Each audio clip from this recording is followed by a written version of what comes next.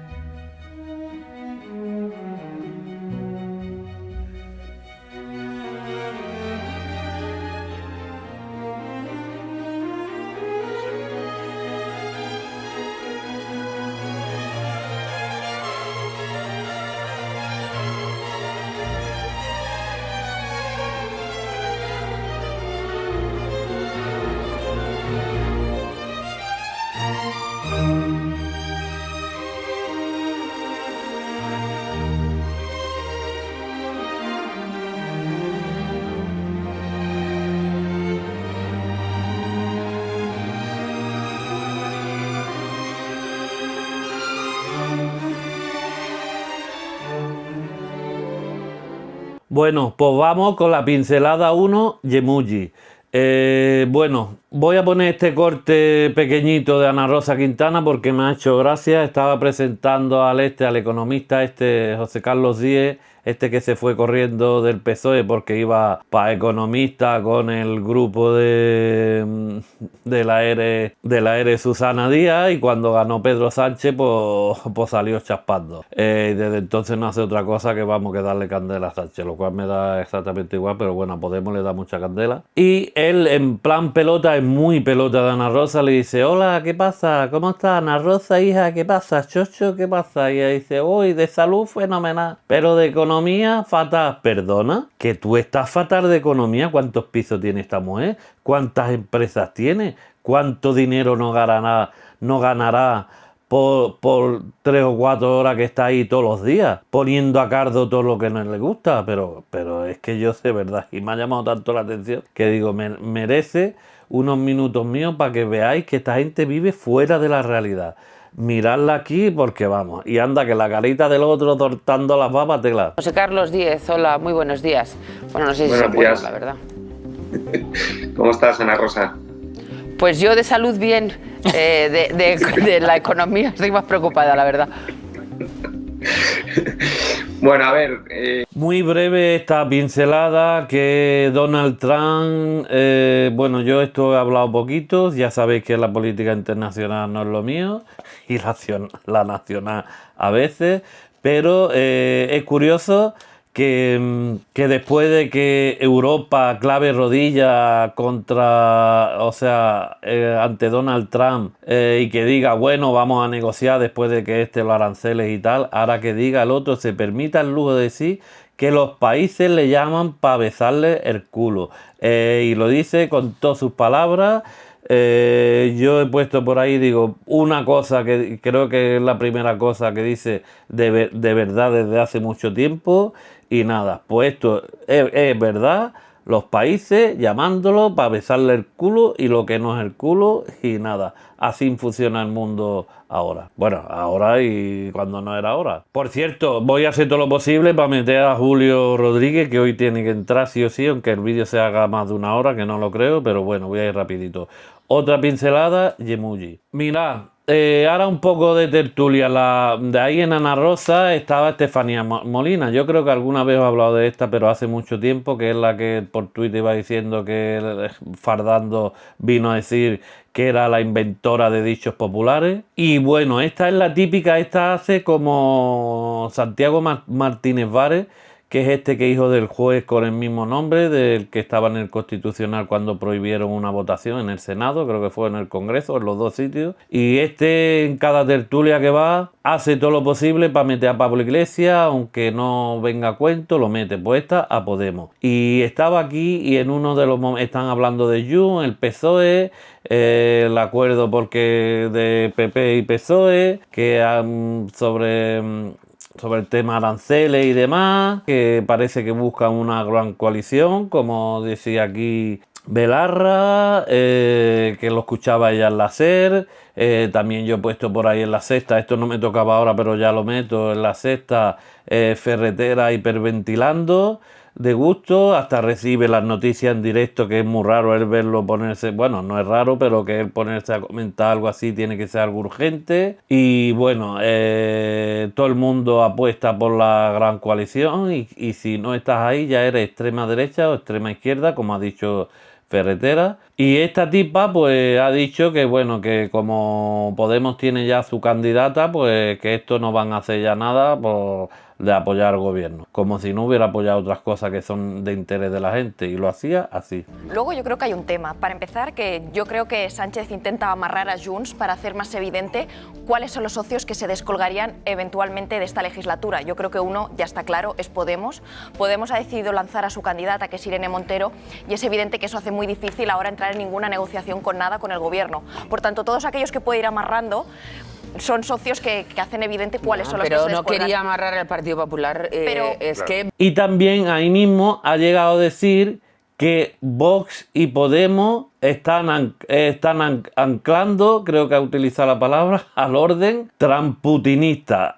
O sea, al orden tramputinista, yo no sé. Y de hecho lo venía aprendido ya de su casa, porque Ana Rosa como que ahora mete ahí su coletilla y ella se queda ahí con las ganas, fijarse en el vídeo y veréis. Es un poco lo de siempre. Yo creo que Pedro Sánchez está preso de la llamada política del muro. Es decir, esta idea por la cual no se puede pactar al PP, con el PP nada, en un momento donde el PP está completamente a favor de ayudar al PSOE a aprobar el gasto en defensa, el PP está a favor de encontrar un plan sobre tema arancelario, pero todo es el tema de perder votos y sobre todo agravado en un momento donde los partidos extremos... Pero tenemos una crisis mundial. Estamos pensando en los votos nuestros y no en la crisis de todos los españoles y toda Europa. Pero es que esto al final, la política en España es muy cortoplacista. En un momento todavía más agravado por el hecho de que tenemos a Vox y a Podemos apuntalando un orden que no es el orden europeo. Razón de más para que te entiendas con el PP tramputinista, y no con Junts, por así decirlo. Es decir, el autoritarismo ruso y los aranceles de Trump. Y ahora aparece Abascal y dice que él va a negociar con Estados Unidos por su cuenta, que eso no va a pasar. Si dimite el gobierno. Porque Giorgia Meloni es la mejor amiga de Donald Trump y también le han metido aranceles. Entonces... Y mira otra, Marta Monforte de Infolibre creo que, fijaos, esta es otra de las que tiene obsesión con Podemos, que siempre lo mete ante la misma noticia, si fuera de Sumar o Más Madrid o lo que sea, no dice nada, pero Podemos está esperando ahí para soltar la puntillita, luego le contestamos ahí en Twitter y se pone, ¡ay, me están acosando, me están acosando! Y bueno, pues fijaos si es que no sé ni qué palabra decirle, pero bonita no es la palabra. Y que hasta se basa en una cita, o sea, cita un tuit de otra vez de Espinar, que lo estaréis leyendo mientras que yo hablo. Y fijaos que se tiene que utilizar, por eso yo decía que Espinar ahora está adulado por los medios y tal, porque mientras más ataque a Podemos, más te adulan, y esto es una vergüenza. Pedro Enrubia la ha contestado por ahí, bien contestado, y la verdad, yo creo que al final esta gente, yo hablaba con Viducci ayer, y Coquillo, me decía él, mejor dicho, que si se pasan de frenada y se cargan a Podemos, ¿qué van a hacer? Y yo siempre lo he dicho durante todos estos años, y siempre, como estoy liado con los periodistas, aquí yo, vosotros se dais cuenta que cuando se carguéis a Podemos, si lo conseguís, se quedáis sin lentejas, en fin. Y bueno, rápidamente vamos con el cotarro. Por Belarra ha estado hoy en el Congreso, voy a mezclar un trocito que ha puesto José Luis Aire y otro trocito que ha puesto la propia Ione Belarra, donde hablaba Bolaños. No sé hasta qué punto la pregunta iba dirigida a María Jesús Montero por lo que dice al inicio, y él es el que ha querido contestar y habla de jueces y machismo, y lo hacía así.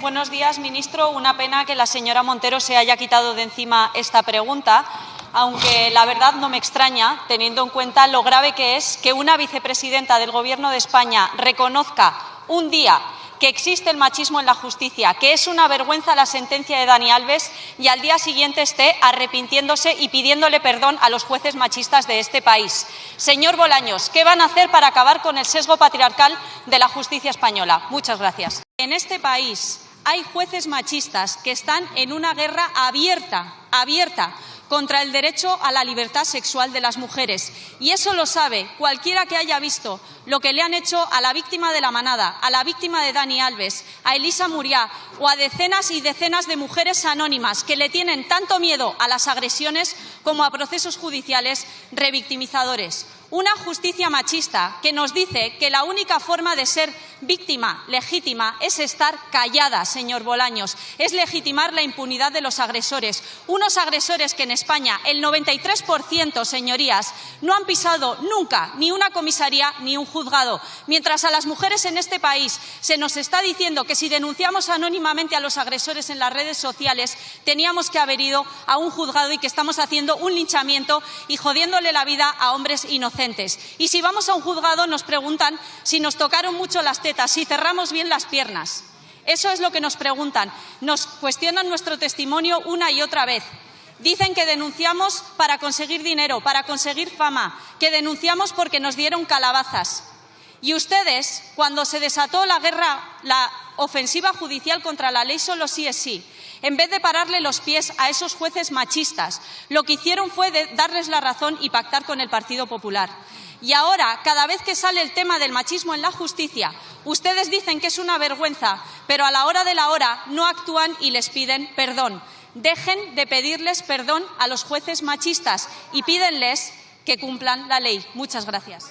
Y de Ione a Irene, pero rápidamente, porque hoy el tema central es Bónica Social Térmica. Ione Belarra, antes de que se me olvide, porque no podía ponerlo en estos días, puso un vídeo que yo decía, bueno, sí, de hecho llegué a grabarlo, pero ya no me entraba, donde dice, hay un tipo, yo decía en el corte que grabé ayer, que no puse, que Irene...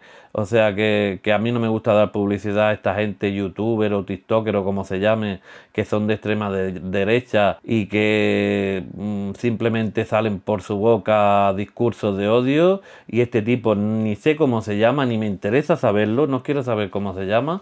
Y lo voy a poner exclusivamente porque solo sale apenas unos 10 segundos. Y viene a decir este tipo que los tíos que van, a los vete tú el tío, anda que chico, que van conmigo en la calle por las mujeres y tal, y más decirle, y nada. Y voy a ponerlo porque Irene Montero le contesta con la valentía que le caracteriza y no se corta un pelo, y fijaos qué gran contestación le da, y lo pongo. Yo me acerco a una mujer, me parece atractiva y querría tener algo con ella, tener una cita, y no puedo acercarme y decir, oye, perdona, ¿cuál es tu número? Hay hombres que tienen miedo. Tristemente, hay hombres que tienen miedo. A ver, que como damos mucho miedo, quiero enterar yo exactamente cuál es el miedo que tenéis.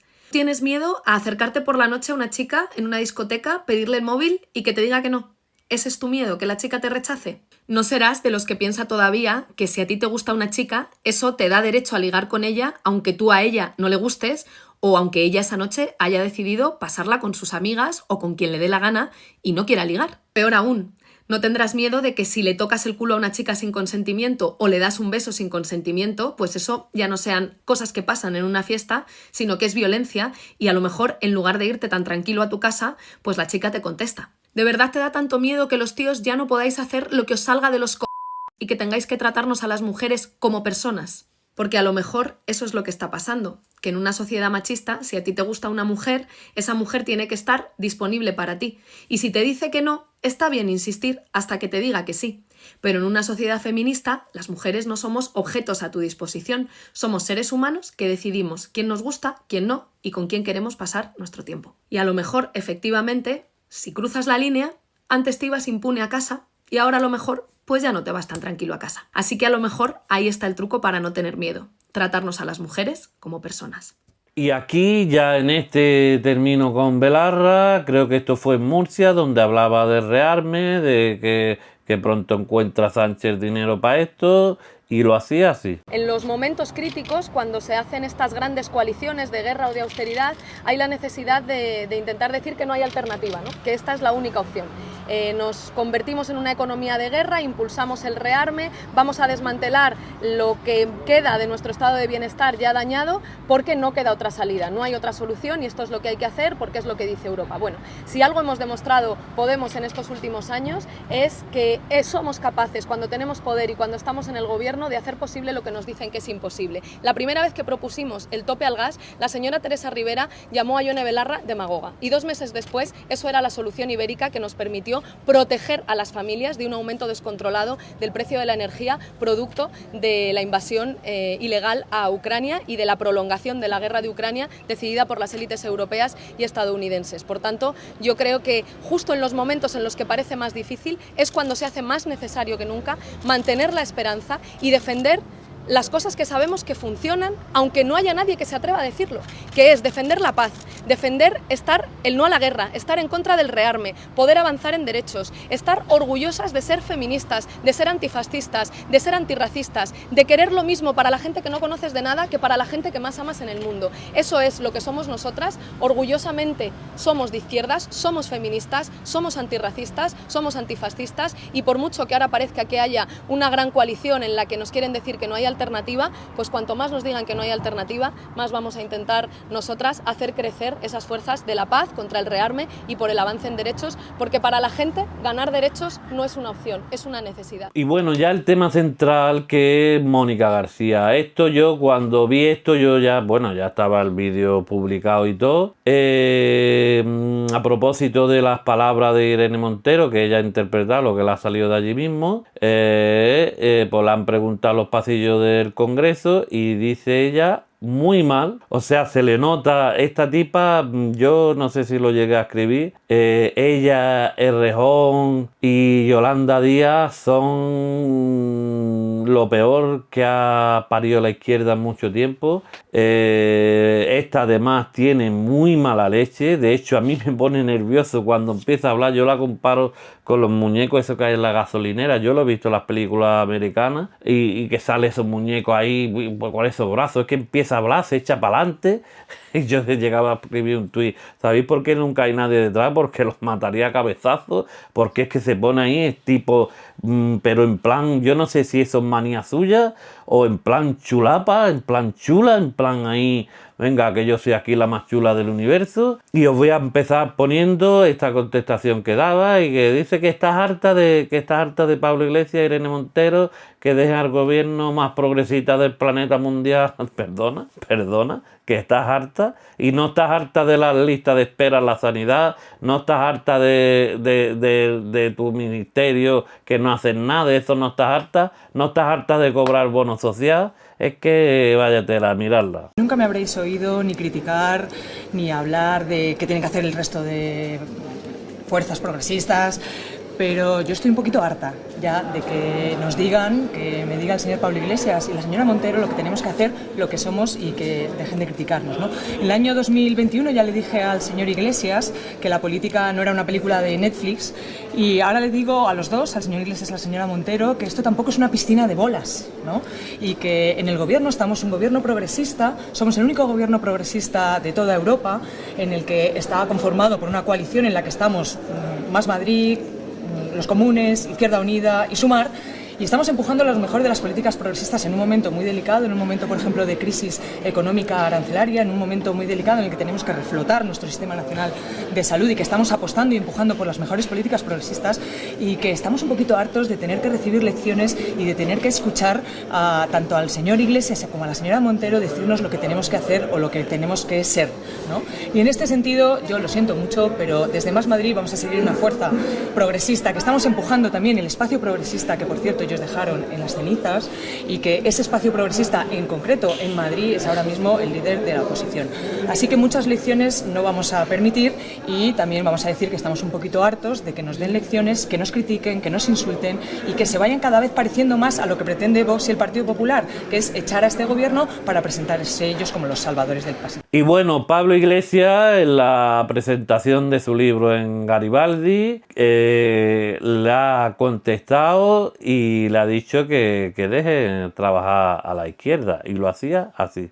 Lamento que la ministra esté enfadada, que no se enfade y que respete que las organizaciones de la izquierda hagan política.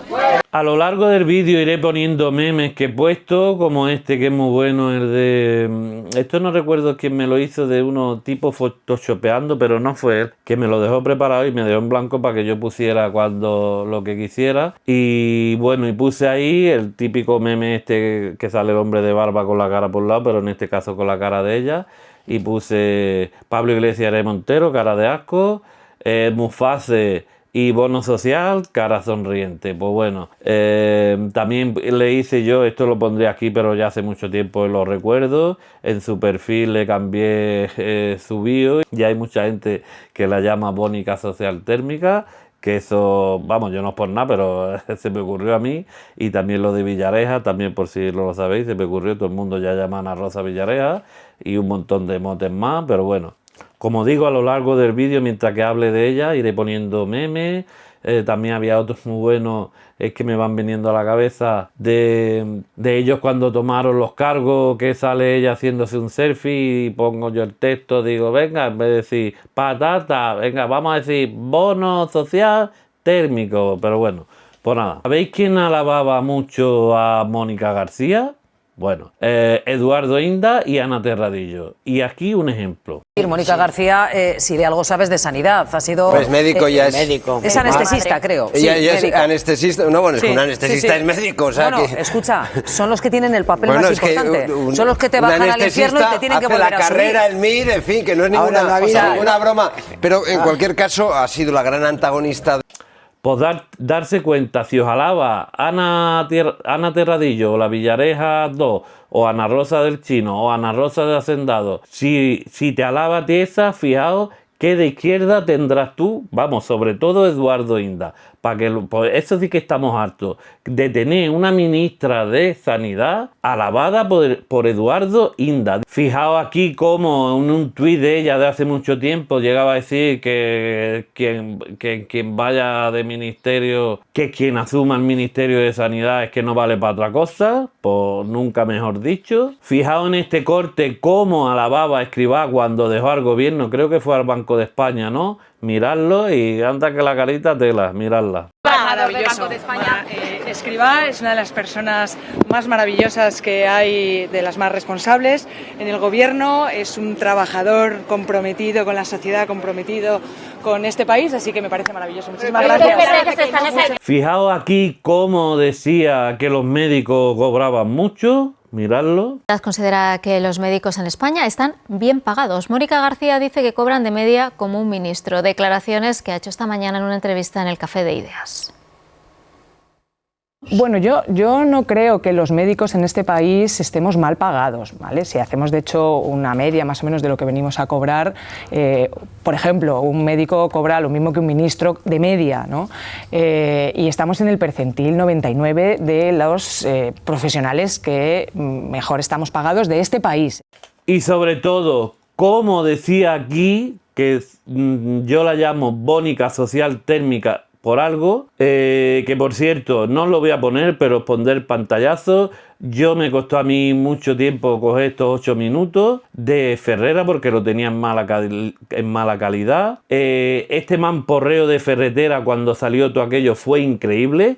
Otro que la blanqueó fue el capital de Alemania, Fernando Berlín. Recuerdo perfectamente que decía o que estuvo en el colegio, que la conocía de chica, lo que sea, y que no creo que ella, que entiende, vamos, que él se hizo una infanta y a él le dio igual. Seguro que si hubiera sido del PP, como ya pasó, pues hubieran puesto a Cardo. Ella misma, pondré por aquí el tuit, cuando ella pedía la dimisión de Osorio.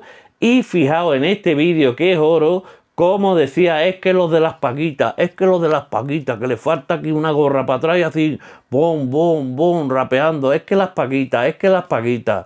Pues luego, bueno, lo voy a poner. Este señor que no veía esa pobreza, resulta que cobra el bono social térmico, que ha pedido el bono social térmico, ¿no? Esas paguitas de las que tanto habla, pero de las que luego ellos mismos se benefician. Lo que queremos es que el señor Osorio dimita hoy por vergüenza. Pues luego, después de esto, la pillaron a ella con el carrito del helado. Estuvo un día o dos desaparecida. Y luego volvió haciéndose una infanta, que eso lo llevaba mi marido. Y claro, ¿a ella qué le pasa? Que todo el mundo la blanqueó en la izquierda. Desde Escolar, Ferretera, Fernando Berlín, todo por todos lados blanqueada.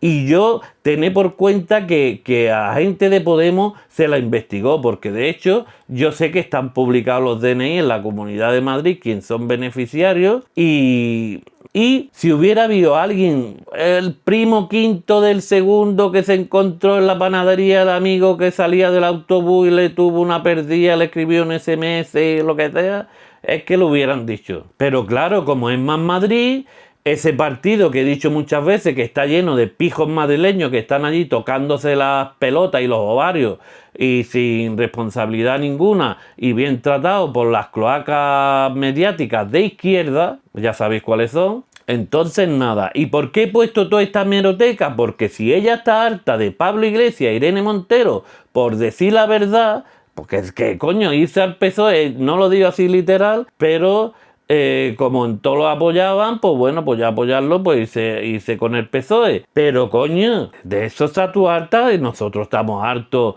de que tú fueras nombrada a dedo por Yolanda Díaz, que se reunió contigo, que me acuerdo perfectamente, en su despacho del Ministerio de Trabajo, cuando Yolanda Díaz fardaba de que ella no hablaba de cargo, de que no pasaba, que ella no, pues antes ya estaban hablando de sillones. Y ella estaba muy contenta allí en el Congreso, ahí con la Norma Duval, allí estaba en el Congreso porque sabía ella ya que iba para ministra. Y Yolanda Díaz la nombró. Si otra persona de Podemos hubiera cobrado el bono social sin necesitarlo, ya os digo yo que no hubiera sido podido nombrar ministro o ministra. Y lo que quiero decir con esto, que ella estará harta, pero hay mucha gente que estamos hartos de que está súper protegida.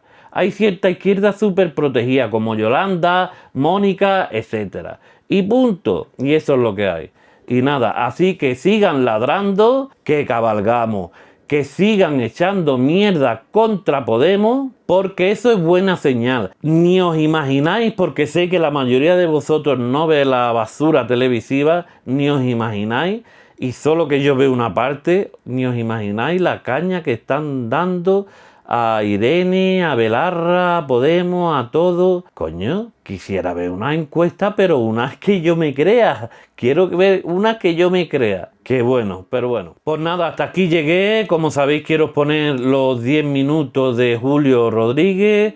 Como este vídeo ha sido un poco especial, porque lo he hecho en dos partes, primero los saludos y luego la política, pues ya voy a cortar porque no sé cuánto me entretendré por ahí detrás al inicio. Y bueno, recordar que mañana estoy en directo, si puedo hablar de política hablo y si no pues charlamos entre nosotros, así me centro en leeros y ya está, porque los directos los hago por y para vosotros, no ni para mí ni para nada, a no ser que pase una catombe que necesite hablar de algún tema, pues lo hablaré, pero si no, pues echamos un rato ahí, nos reímos y punto. Así que nada, un abrazo a todas, a todes y a todos. Y recordad, porque si no me riñe Viducci, que si os gusta el vídeo, dale me gusta, compartirlo en vuestras redes sociales, el boca a boca funciona mucho.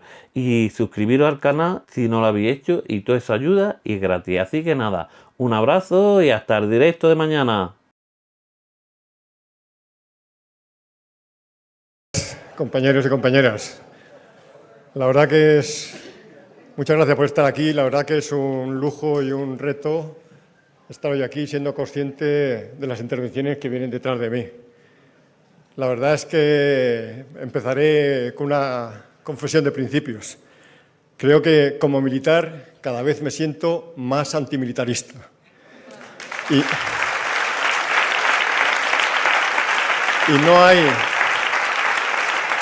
no hay ninguna contradicción en eso. No hay ninguna contradicción en eso porque ser antimilitarista no es estar en contra de las Fuerzas Armadas. Para comprender lo que es el antimilitarismo hay que pensar muchas veces en la definición de militarismo. Militarismo es el predominio de lo militar en el gobierno y en la política de una nación. Y un militar no cree que las armas deban ser las garantes de la ley y el orden, sino que está al servicio de los poderes democráticos que elige la ciudadanía. También, y por conocer los horrores de la guerra, un militar debe ser obligatoriamente pacifista. Algo que no es fácil en los tiempos que corren y las circunstancias, porque se necesita una actitud fría para identificar cuáles son los riesgos y para tomar las soluciones más realistas. Vivimos en tiempos en los que apostar por la paz es equiparado a adoptar actitudes buenistas e infantiles, y en los que vemos como algunos tertulianos, periodistas estrellas o políticos contribuyen en gran medida a la militarización de los conflictos abusando de la estrategia del miedo. En ese ambiente dijimos, y dijo nuestra secretaria general, que la entrega de armas a Ucrania era ineficaz.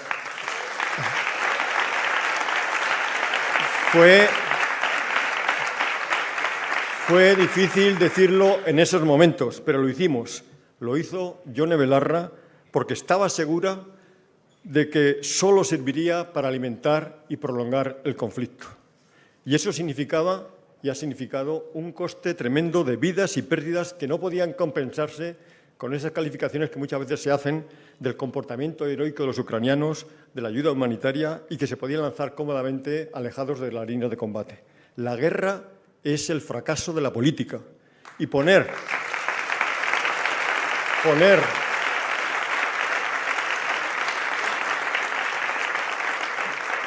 todos los huevos en la cesta de la guerra es reconocer que todo lo demás ha fallado, que ha fallado la negociación, el diálogo, la diplomacia, que deben ser siempre prioritarias y deben ser, ridiculizar estas vidas es muchas veces renunciar a unas herramientas que nos pueden salvar de un conflicto en un contexto nuclear y en el que todos perdemos.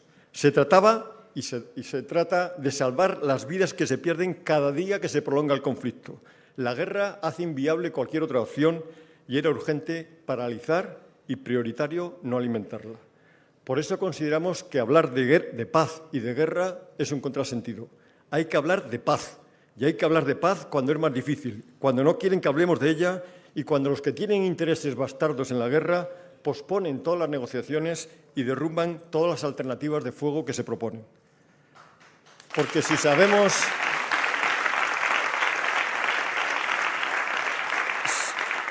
sabemos que todo conflicto armado termina en un acuerdo de paz, no podemos y no tenemos derecho a especular con el tiempo que se tarda en llegar a ese acuerdo, como se ha hecho, por ejemplo, en el caso de Ucrania.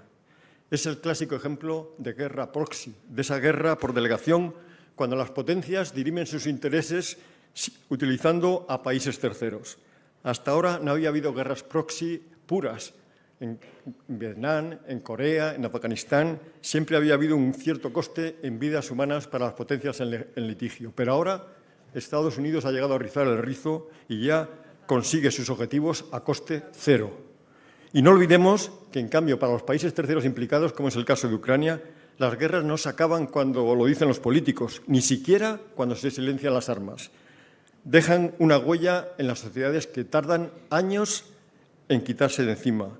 Las posguerras son muchas veces tan violentas como las mismas guerras. Por tanto, es una obligación ética como ciudadanos estar en contra de las escaladas bélicas que no benefician a nadie y solo a unos intereses bastardos.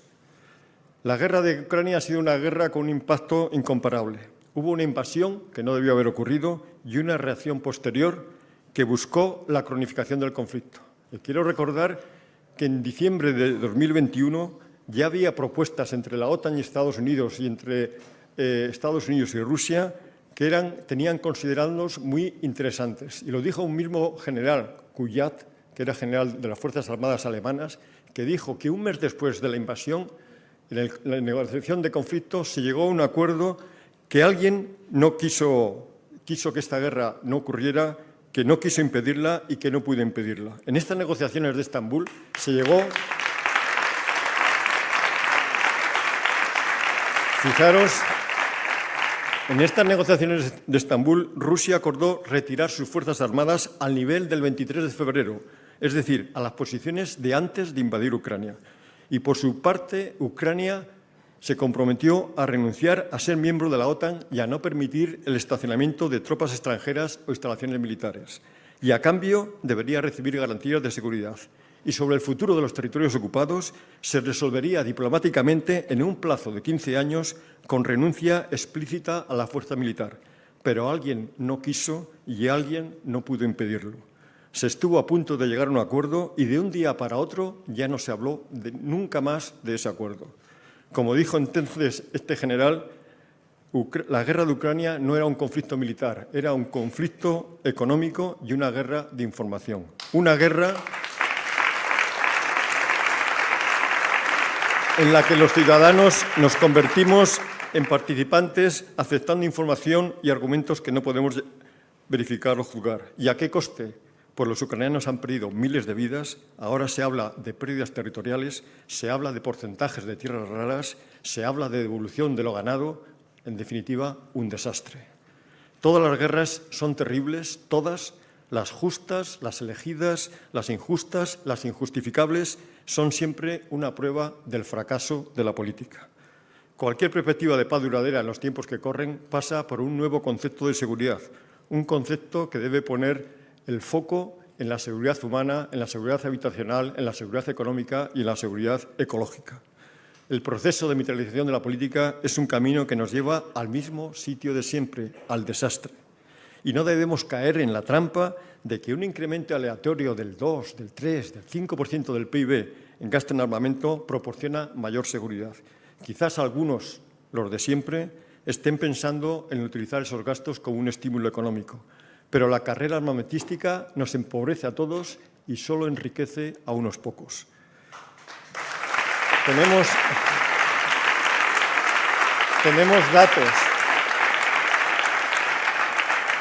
datos que a algunos les puedan parecer demagógicos, pero el SIPRE, un Instituto de Investigaciones por la Paz de Estocolmo, calcula que en un año se gastan 2,4 billones de dólares, que son 2,4 millones de dólares, que es la cantidad que se necesitaría para alcanzar los objetivos de desarrollo sostenible propuestos por la ONU. En definitiva, la erradicación del hambre, la provisión de servicios de salud, educación, vivienda y energía eléctrica para todos los habitantes del mundo en desarrollo.